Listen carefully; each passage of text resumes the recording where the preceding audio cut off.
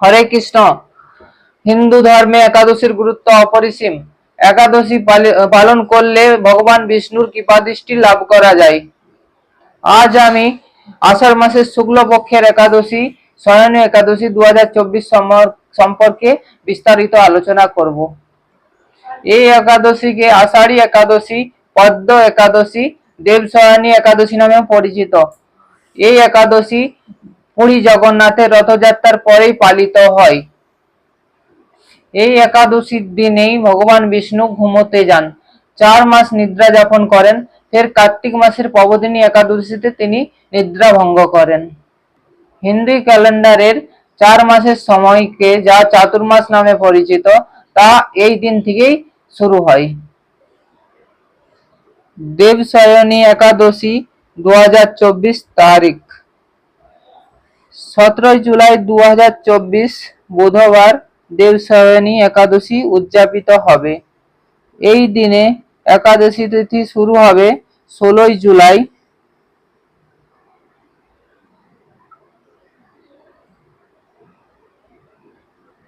রাত 8:33 PM এ শুরু হবে এবং শেষ হবে 17 জুলাই 2024 রাত 9:02 এছাড়াও পালনের সময় হলো 18 জুলাই 2024 তারিখে 5:35 AM থেকে 8:20 AM এর মধ্যে সকাল।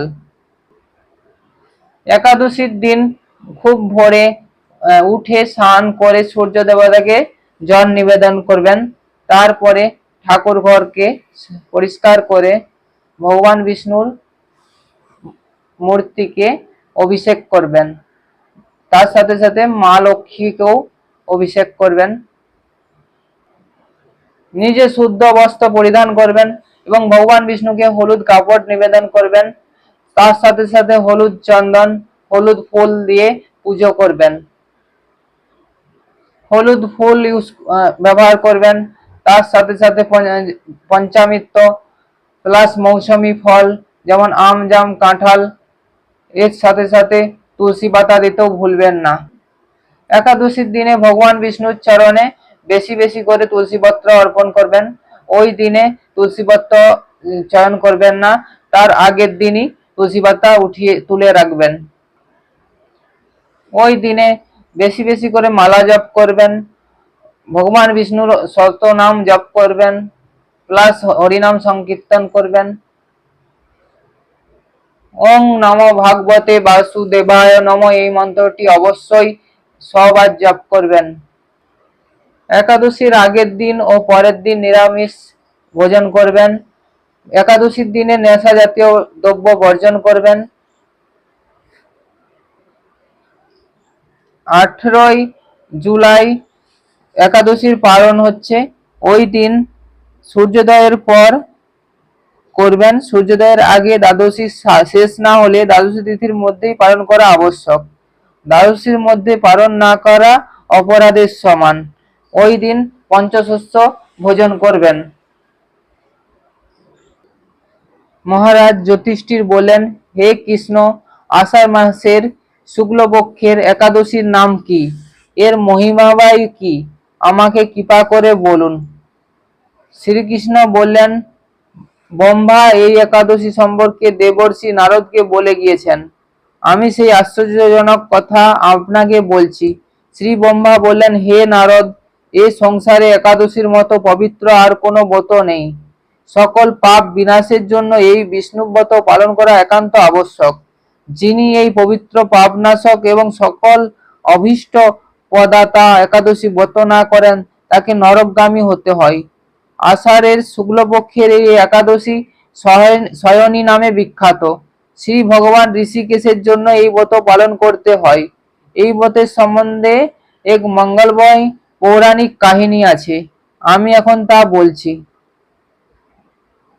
বহু বছর আগে সূর্য বংশে মান্ধাতা নামে একজন রাজা ছিলেন। তিনি ছিলেন সত্য প্রতিজ্ঞ এবং প্রতাপশালী চক্রবর্তী রাজা। প্রজাদের তিনি নিজের সন্তানের মতো পালন করতেন। সেই রাজ্যে কোনো রকম দুঃখ, রোগ, ব্যাধি, দুর্ভিক্ষ, খাদ্যাভাব অথবা কোনো অন্যায় ছিল না। এইভাবে বহুদিন অতিবাহিত হলো, কিন্তু এক সময় দৈব দুর্বিপাকে টানা 3 বছর সে রাজ্যে কোনো বৃষ্টি হলো না। দুর্ভিক্ষের ফলে সেখানে দেবতাদের উদ্দেশ্যে দান, মন্ত্রের সাহা, শ্রদ্ধা ইত্যাদি শব্দও বন্ধ হয়ে গেল। এমনকি বেদ পাঠও ক্রমশ বন্ধ হলো। তখন প্রজারা রাজার কাছে এসে বলতে লাগলেন, মহারাজ, দয়া করে আমাদের কথা শুনুন। শাস্ত্রে জলকে নাড় বলা হয়, আর সেই জলে ভগবানের অয়ন অর্থাৎ নিবাস। তাই ভগবানের এক নাম নারায়ণ। মেঘ রূপে ভগবান বিষ্ণু সর্বত্র বাড়ি বর্ষণ করেন। সেই বৃষ্টি থেকে অন্ন খেয়ে প্রজাগণ জীবন ধারণ করেন।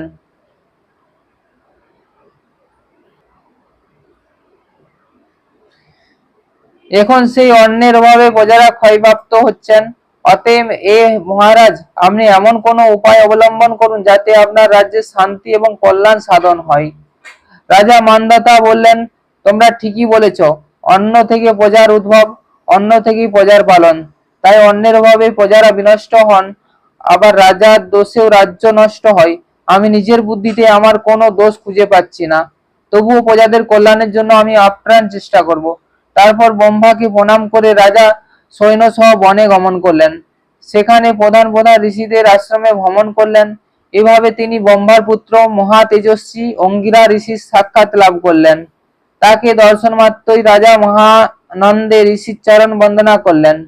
মুনিবর তাকে আশীর্বাদ ও কুশল জিজ্ঞাসা করলেন।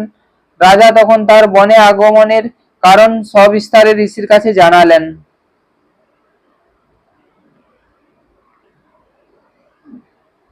ঋষি অঙ্গিরা কিছু সময় ধ্যানস্থ থাকার পর বলতে লাগলেন, হে রাজন, এটি সত্য যুগ।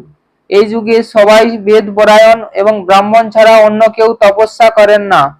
এই নিয়ম থেকে থাকা সত্ত্বেও শূদ্র রাজ্য তপস্যা করছে। তার এই অকার্যের জন্যই রাজ্যের এই দুর্দশা। তাকে হত্যা করলেই সকল দোষ দূর হবে। রাজা বললেন, হে মুনিবর, তপস্যাকারী নিরপরাধ ব্যক্তিকে আমি কিভাবে বধ করব? আমার পক্ষে সহজসাধ্য অন্য কোনো উপায় থাকলে আপনি দয়া করে আমাকে বলুন। তদুত্তরে মহিষী অঙ্গিরা বললেন, আপনি আষাঢ় মাসের শুক্লপক্ষের শয়নী নামে প্রসিদ্ধ একাদশী ব্রত পালন করুন। এই ব্রতের প্রভাবে নিশ্চয় রাজ্যে বৃষ্টি হবে। এই একাদশী সর্বসিদ্ধি দাত্রী এবং সর্ব উপদ্রব নাশকারিণী।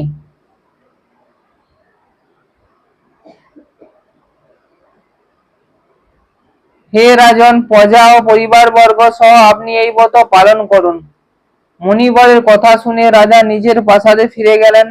আষাঢ় মাস উপস্থিত হলে রাজ্যের সকল প্রজা রাজার সঙ্গে একাদশী ব্রতর অনুষ্ঠান করলেন। ব্রতের প্রভাবে প্রচুর বৃষ্টিপাত হলো। কিছুকালের মধ্যে অন্নাভাব দূর হলো। ভগবান ঋষিকেশের কৃপায় প্রজারা সুখী হলেন। এই কারণে সুখ ও মুক্তি প্রদানকারী এই ব্রত পালন করা সকলেরই অবশ্য কর্তব্য। ভবিষ্যতের পুরাণে যুধিষ্ঠির শ্রীকৃষ্ণ তথা নারদ ব্রহ্মা সংবাদ রূপে এই হত্যা বর্ণিত হয়েছে। একাদশীর দিনে ভুলেও এই কাজগুলি করবেন না। যেমন নখ, চুল, দাড়ি এসব কাটবেন না। ওই দিনে যারা একাদশী পালন করেন না তারাও ভাত খাবেন না। ওই দিনে হলুদ বস্ত্র পরিধান করবেন, কালো জাতীয় কাপড় পরবেন না। এখানেই আমার ভিডিও শেষ করছি। আপনারা সবাই ভালো থাকবেন। ভগবান বিষ্ণুকে এই প্রার্থনা করি। হরে কৃষ্ণ।